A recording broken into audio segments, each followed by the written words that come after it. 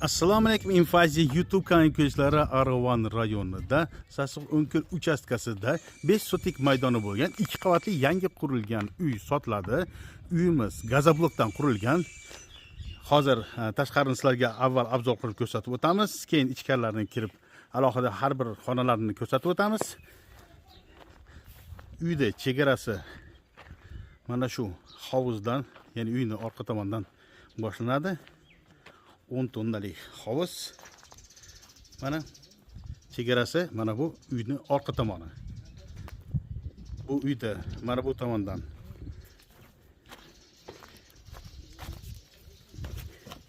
podvalga tushsa bo'ladi.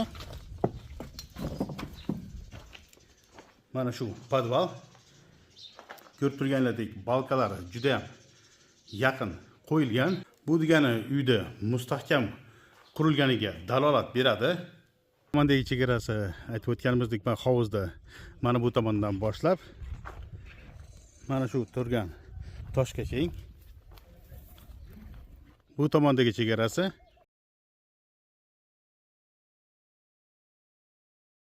mana shu turgan gazoblokkacha.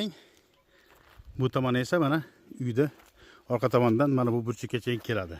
Bu yerda mana selivoy ariq bor. Umumiy maydon keladigan bo'lsak, bu tomonga 30 metr, tepa tomonga 17 metr. Uyni o'ng tomonida alohida yana eshigi qo'yilgan. Bu yerda septik qilingan. Bu tomonda hojatxonaga chuqur qazib 2 metrga 1,5 metr va chuqurligi 2,5 metr qilib atroflari mana beton qilingan. Uyda tom yopilishiga alohida e'tiborlarni qaratamiz. Ya'ni Toshkent formada juda ham chiroyli qilib yopilgan. Hozir endi sizlarga uyni o'zini ichini obzor qilib ko'rsatib o'tamiz. Bu yerga kelish yo'llarini hali video davomida ko'rib olsangiz bo'ladi. Kommunizmda idorasidan boshlab tortib kelganmiz. Kirganda hol, bu tomonda, chap tomonda mehmonxonasi bor. Katta bir mehmonxonasi bor. Mana boyagi ko'rsatib o'tganimizdek podval ham bor. Balkalari juda ham yaqin qo'yilgan. Tepadagi balkalar ham juda ham yaqin qo'yilgan. Bu yerda yana bir alohida xonasi bor.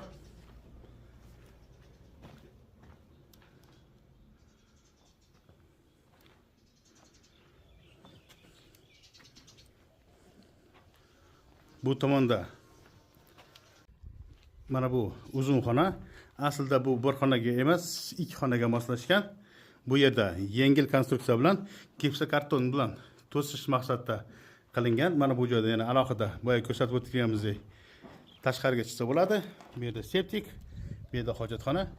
Mana bu joydan esa dushovoyga, bu tashqaridagi septikdan alohida yana bir septik bor ostida. Mana bu joyda yana kir mashinalarni qo'yib olsa 1.20 ga bir razmerga dushovoyga tayyor joy qilingan. Mana bu hol tomonidan hozirgi dushovoyga qaraganda mana bu joyda to'silib, bu dushovoyga kirish eshigi spalnidan, ya'ni yotoqxonadan bo'lsa, mana bu joyda ham alohida bir dushovoyga joy qilingan. Bu yerda mana alohida yana trubalar boyaga ko'rsatib o'tganimizdek tashqaridagi septikka chiqilgan. Mana bu septikka, mana bu spalniyning ichidagi dushovoyga esa alohida o'zini ostida septigi bor.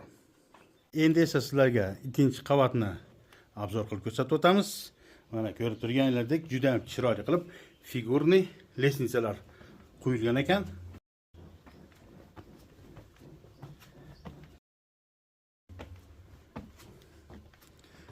Xuddi pastki kabi xonalari tepasini ham bir xil. Bu yerda mana hol, bu tomonda ikkita xonaga moslashgan. Ya'ni bu yerda yengil konstruksiya bilan gipsa karton bilan bekitiladi. Bu yerda mana ikkinchi xonaga mana bu yerdan alohida eshikdan kiriladi. Bu yerda yana ikkita xonasi bor. Tomga uyni ichidan kiriladi. Endi devorlariga ahamiyat beradigan bo'lsangiz, gazoblokda urilgan, ya'ni utepleniya qilish shart emas. Endi devorni tekis urilganiga baho beradigan bo'lsangiz, mana juda ham tekis urilgan, mana burchakdan ko'rsangiz bo'ladi. Ya'ni tekis urilgan devorga qum suvo qilish shart emas. Rotbum bilan yana shpaklovka qilishning o'zi kifoya qiladi. Mana shunday tekis gazobloklardan uyingiz tekis urilishini xohlasangiz, shunday gazobloklarni ishlab chiqaruvchi sexda reklamasini videoni oxirida ko'rsatib o'tamiz. Agar sotib olmoqchi bo'lsangiz, bemalol murojaat qilsangiz bo'ladi. Uyni elektroprovodlari, polniy montaj provodlari tortilgan. Mana bu joyda asosiy shit qo'yiladi. Ya'ni bu yerda har bir xonaga alohida provod tortilgan va ikkinchi qavatga ham mana ahamiyat beradigan bo'lsangiz, ikkinchi qavatda ham alohida shiti bor. Ya'ni aytib o'tganimizdek, har bir xonaga alohida provod tortilgan. Tashqarida elektroshyotchik o'rnatilgan. Uyda mana bu qismida mana tayyor o'rnatilgan va restda mana registratsiya qilingan shotchik qo'yilgan. Mana ko'rib turganlaridek juda ham mustahkam va pishiq qilib solingan. Devorlari uteplenniy, devorlari juda tekis urilgan. Umumiy maydoni 5 sotik, hujjatlarda hech qanaqa muammosi yo'q, qizil kitobi bor. Bu uyni bahosi 5,5 million so'm. Sotib olish uchun yoki to'liq ma'lumotga ega bo'laman desangiz, ekran ostidagi telefon raqamlariga murojaat qilsangiz bo'ladi.